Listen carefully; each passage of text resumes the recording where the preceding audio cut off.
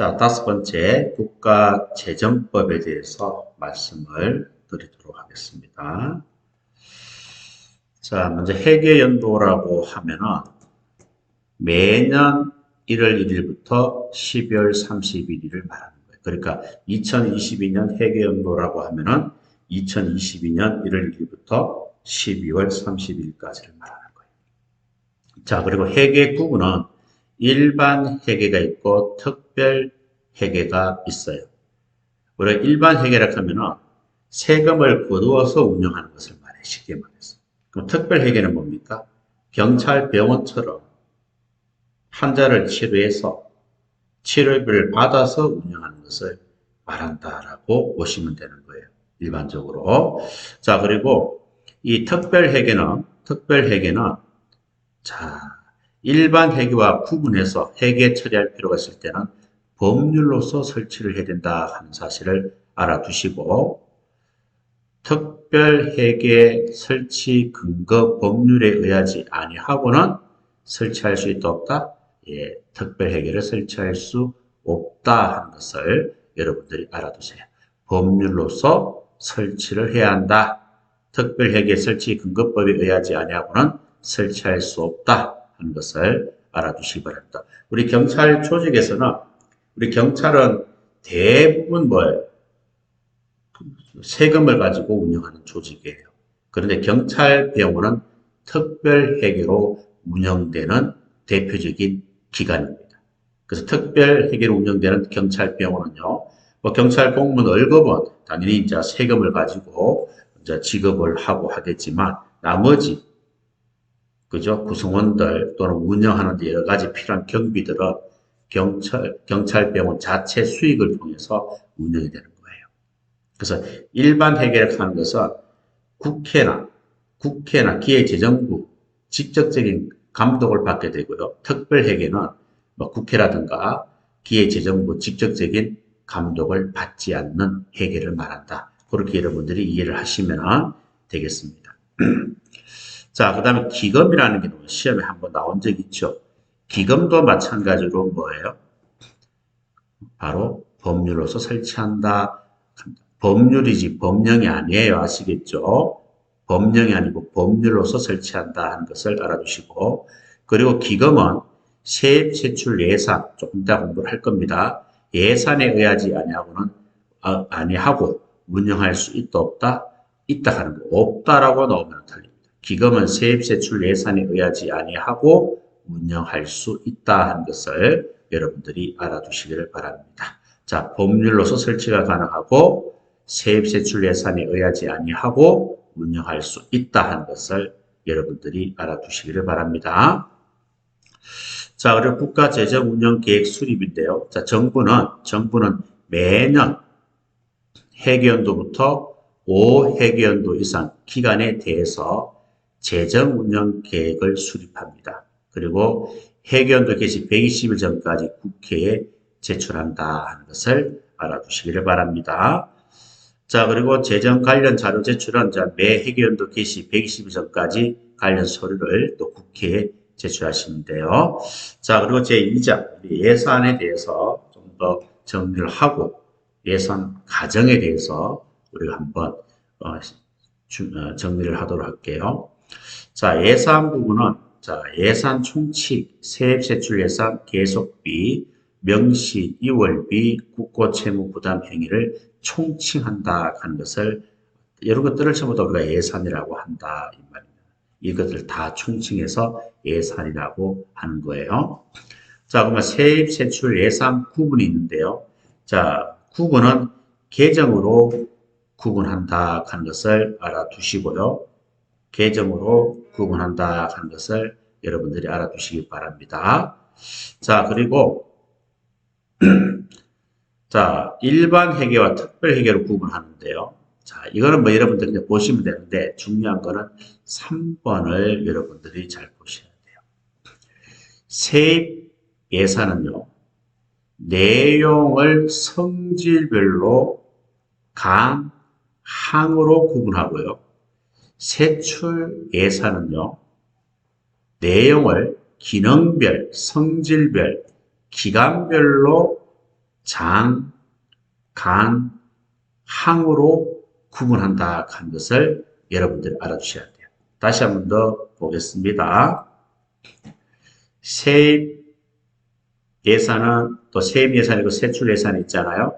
자, 세입 예산은 뭐예요? 내용을 성질별로 간, 항으로 구분하고 세출 예산은 내용을 기능별, 성질별, 기간별로 장, 간, 항으로 구분한다 하는 것을 알아두시라 이 말입니다. 장, 간, 항은 조금 이따 제가 설명할 거예요.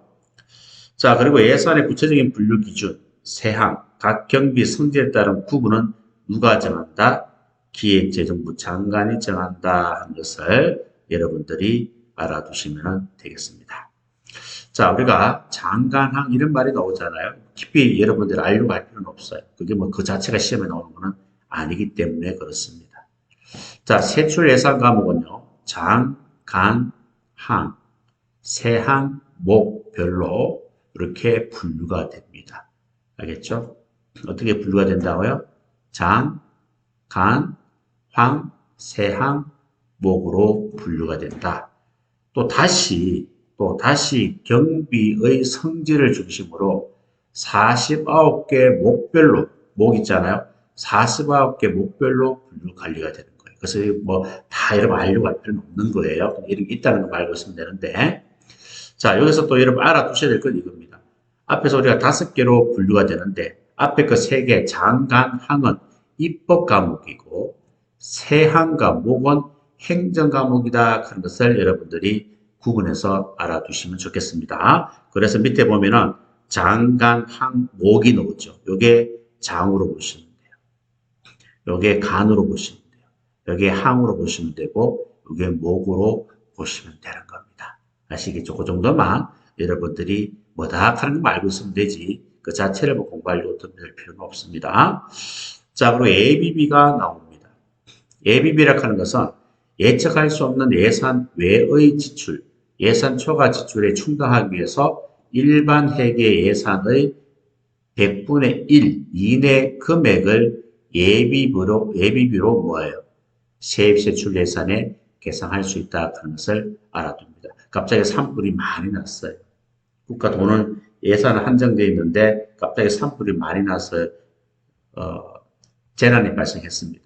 그러면 돈이 많이 들 거 아니에요? 그게 뭐예요? 예비비를 가지고 충당하는 거예요. 아시겠죠? 자, 그리고 공무원 보수 인상을 위한 인건비 충당을 위해서 예비비 사용 목적을 지정할 수는 있다 없다? 없다 하는 것을 알아둡니다. 자, 계속비. 이거는 국가가 지출할 수 있는 연한은 그 회계연도 5년 이내로 합니다. 그리고 사업 규모, 국가 재원 여건상 필요한 경우에 예외적으로는 10년 동안 할 수 있다. 이거는 수년에 걸쳐서 지출하는 것을 계속비라고 합니다. 우리 뭐 도로공사 같은 것도 1년에 다 끝나는 거 아니잖아요. 몇 년 동안 걸리잖아요. 그죠? 계속비라고 그러는 거예요. 자, 명시 이월비는 뭡니까? 세출 예산 중에 경비의 성질상 연도 내에 지출을 끝내지 못할 것이 예측되는 때에는, 그러니까 연내에 지출이 끝나는 것이 아니에요. 끝내지 못할 것이 예측되는 때에는 그 취지를 세입세출 예산에 명시해서 미리 국회 승인을 얻은 후 다음 연도에 이월해서 사용할 수 있는 것을 말하는 겁니다. 이게 명시 이월비가 되는 거예요. 말 들어봤을 거예요. 이월비 하는 것은 그죠. 국고 채무 부담 행위라고 하는 것은 또 뭐냐. 자, 요거는 세출 예산 금액, 계속비, 총액 범위 안의 것 외에 예외 뭡니까? 채무를 부담하는 행위를 하는 때에 미리 예산으로서 국회 의결을 얻어야 하는 것을 말하는 겁니다. 이 정도만 뭐 개념 알아두시면 되겠고요. 시험에 뭐 아직까지 나온 적은 없습니다. 자, 성인지 예산서 작성 이런 내용도 있는데요. 남성과 여성에게 미칠 영향을 미리 분석한 보고서를 작성해야 됩니다. 이 보고서가 성인지 예산서라고 하는 거예요. 이 보고서를 작성해야 되고 그 다음에 성인지 예산서는 성평등 기대 효과, 성과 목표, 성별 수혜 분석 등을 다 포함하여야 한다 하는 사실을 알아주시고 성인지 예산 작성에 관한 구체적인 사항은 우리 대통령이 정하게 된다. 기획재정부령으로 정하는 것이 아니다. 대통령으로 정하게 된다 하는 것도 여러분들이 알아두시기를 바랍니다. 자, 그 다음에 예산 가정에 대해서 지금부터 우리가 공부를 할 거예요. 자, 먼저 편성, 심의, 의결 과정이 있고요. 집행 과정이 있고요. 결산 과정이 있습니다. 원래가 2022년도자 돈을 쓰고 있는 거예요. 집행을 하고 있는 거예요.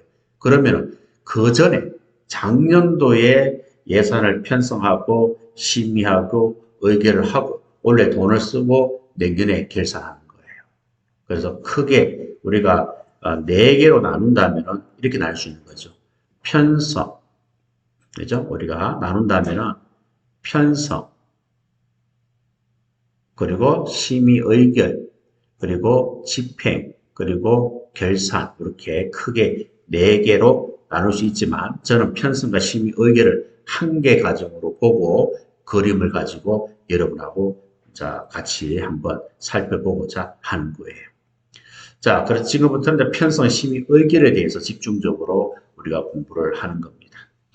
자, 1월 30일까지 맞죠? 중기사업계획서를 청장이 기획재정부 장관에게 제출하는 거예요. 그러면 3월 30일까지 예산 편성 지침을 통보합니다. 자, 경찰청장이 중기사업계획서를 제출하고 하면 기획재정부 장관은 예산 편성 지침을 작성해서 대통령 승인을 얻어요. 얻고 청장한테 통보합니다. 그리고 국회 예산결산특별위원회에 보고를 하게 되는 거예요. 자, 그리고 5월 30일까지 자, 예산 편성 지침을 통보받은 경찰청장은 그 지침을 참고해서 예산 요구서를 작성해서 기획재정부 장관한테 제출을 하게 됩니다. 제출하면은 기획재정부 장관은 예산안을 편성하는 거예요. 다 편성하면 대통령 승인을 얻어서 회계연도 개시 120일 전까지 정부가 국회에 예산안을 제출하게 되는 거예요.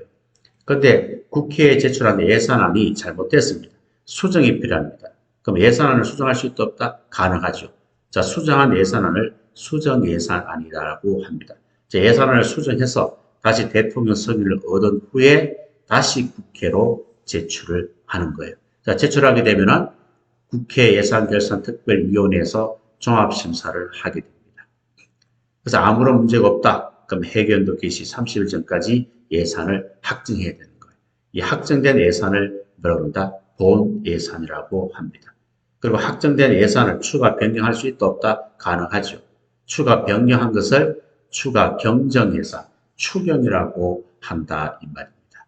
이해하셨죠? 자, 그리고 준 예산이라는 게 있어요. 준 예산은 뭡니까? 예산이 확정되지 않고 해가 바뀐 거예요.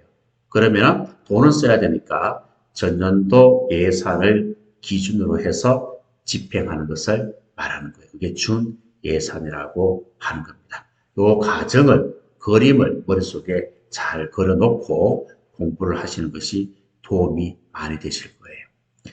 자, 그러면 이제 조문에서 우리가 또 중요한 것들 몇 군데를 체크하면서 설명은 다 드렸어요. 그죠? 자, 우리 조문에서도 여러분들이 꼭 제가 체크를 하고 싶은 것은 우리가 1월 30일까지 뭐라 그랬어요? 중앙관세의 장은 우리 경찰로 말한다면 경찰청장은 이렇습니다. 자, 경찰청장은 1월 30일까지 중기사업계획서를 작성해서 누구한테? 기획재정부 장관한테 제출을 해야 됩니다. 여기에서 여러분들이 알아두셔야 될 것은 세 군데를 보셔야 돼요. 1월 30일까지, 그리고 5회계연도 이상, 그리고 기획재정부 장관이 정하는. 자, 시험에는 다른 날짜가 들어가면 틀려요. 5회계연도지 3회계연도 이상 하면 틀립니다. 그 다음에 기획재정부 장관이 정하는 행정안전부 장관이 정하는 이렇게 나오면 틀리는 거예요. 이 세 군데가 이미 다 시험에 정답으로 출제가 된 적이 있습니다. 자, 그리고 예산 편성 지침 통보인데요. 3월 31일까지. 3월 31일까지 뭐예요? 경찰청장은 기획재정부 장관은 3월 30일까지 예산안 편성 지침을 작성해서 대통령 승인을 얻은 후 경찰청장한테 통보를 한다 하는 것을 알아두시면 되겠습니다. 자, 그리고 또 예산 편성 지침은 국회에 보고한다 그랬고요. 그리고 이제 또 예산 요구서 제출이죠. 경찰청장은 예산 편성 지침을 참고해서 5월 30일까지 기획재정부 장관에게 제출을 하는 거예요. 이 정도만 보시면 됩니다. 그리고 예산 편성을 하겠죠. 기획재정부 장관이 예산을 편성하는 거예요. 편성하고 나서 대통령 승인을 얻어야 됩니다. 얻은 예산안을 뭐예요? 회계연도 개시 120일 전까지 국회에 제출하시면 되고요. 그 다음에 정부가 국회에 제출한 예산안이 문제가 있다. 일부 수정이 필요하다. 그러면은 수정할 수가 있습니다. 알겠죠? 자, 수정하면은 다시 대통령한테 승인을 받은 후에 수정 예산안을 국회에 제출하시면 된다. 이 말입니다. 알겠죠? 자, 그 다음 두 번째는 예산 집행이 됩니다.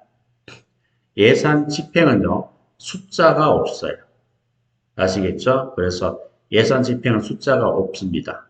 자, 오늘 먼저, 보고, 체크를 한번 하고 그림을 통해 다시 한번 정리를 할게요. 자, 먼저 예산이 확정됐으니까 돈을 써야 되겠죠. 그러니까 돈을 달라고 이야기를 해야 돼요. 그게 예산 배정 요구서 제출입니다. 이거는 청장이 돈 달라고 기획재정부 장관한테 예산 배정 요구서를 제출하는 거예요. 그러면은 기획재정부 장관은 분기별로 예산 배정 계획서를 작성해서 대통령한테 승인을 얻은 후 예산을 배정하게 됩니다.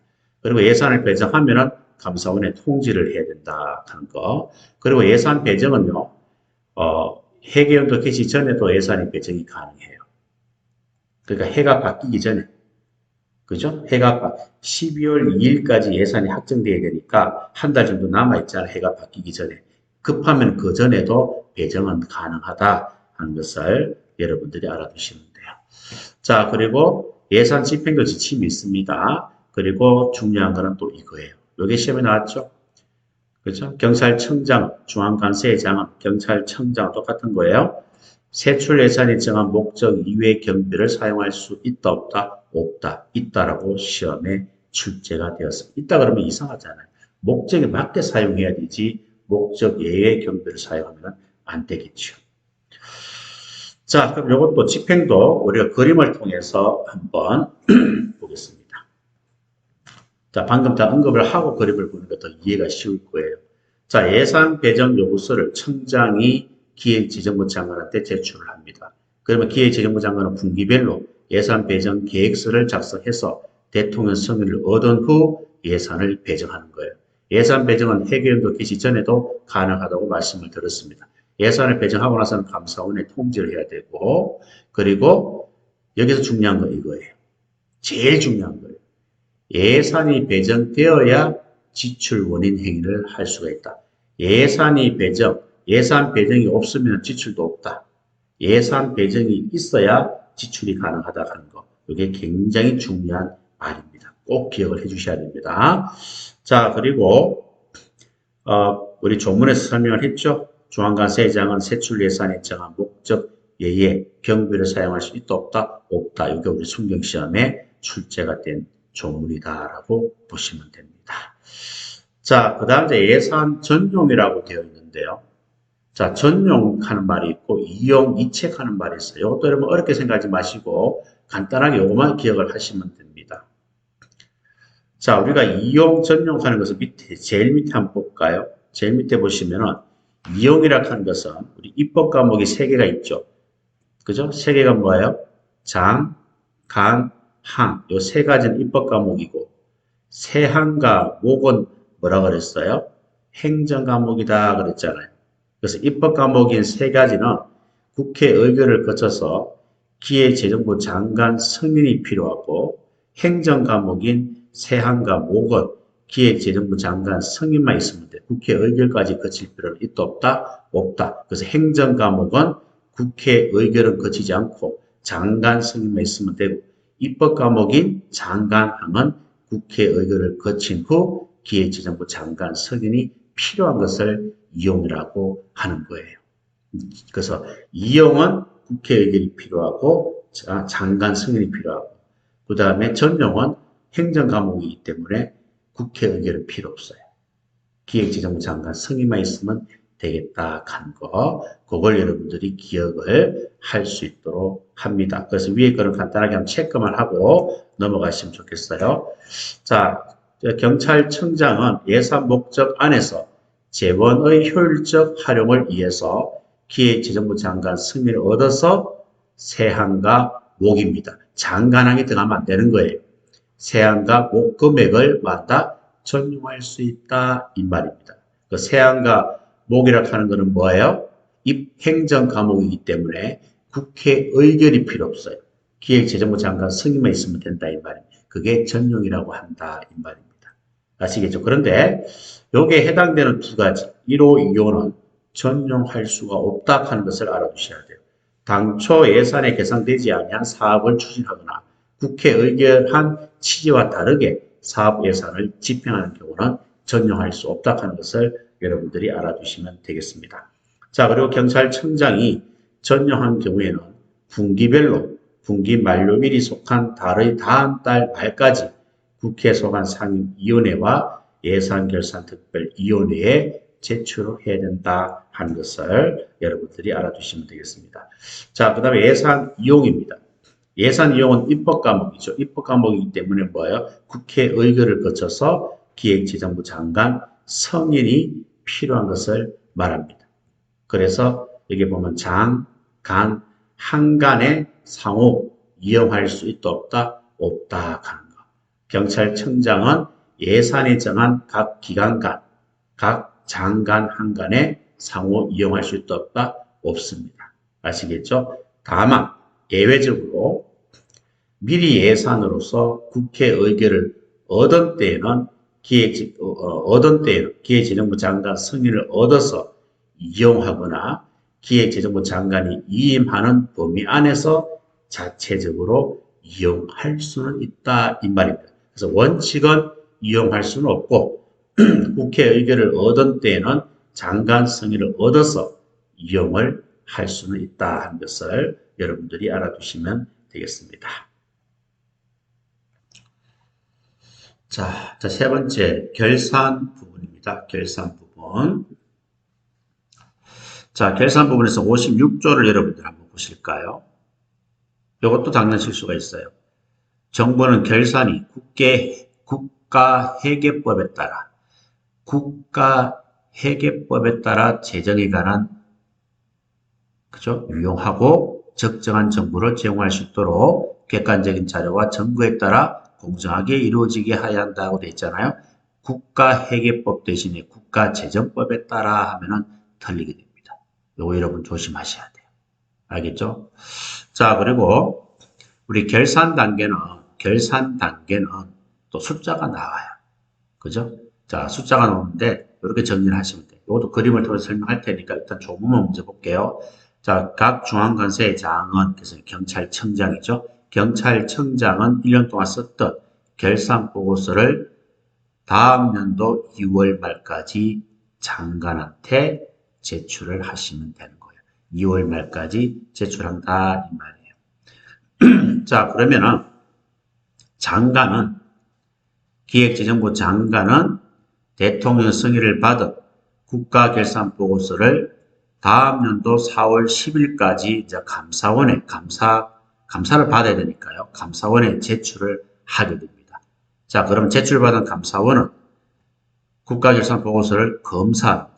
검사를 하고 그 보고서를 다음 연도 5월 20일까지 기획재정부 장관에게 감사 결과 보고서를 송부를 하는 거예요.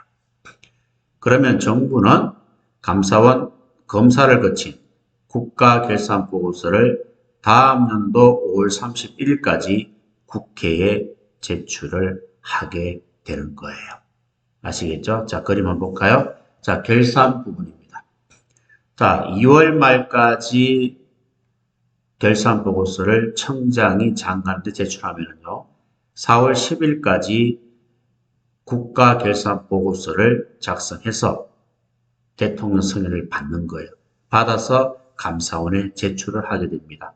그러면 감사원은 5월 20일까지 검사한 것을 보고서를 기획재정부 장관한테 제출하면은 5월 30일까지 정부가 국회에 국가결산보고서를 그리고 감사원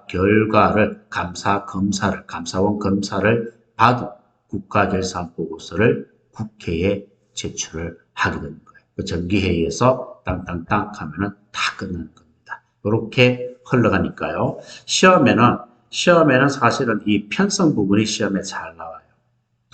편성 부분이 시험에 잘 나오고 그 다음에 집행 부분이고 그 다음에 결산 부분이다. 아직까지 결산 부분은 시험에 잘 안 나왔는데 최근에 한번 튀어놓은 경우가 있어요. 그래서 편성, 집행, 결산 순서로 시험에 많이 나오는데 가장 출제 빈도가 높은 것이 바로 편성, 심의, 의결 단계가 되겠습니다.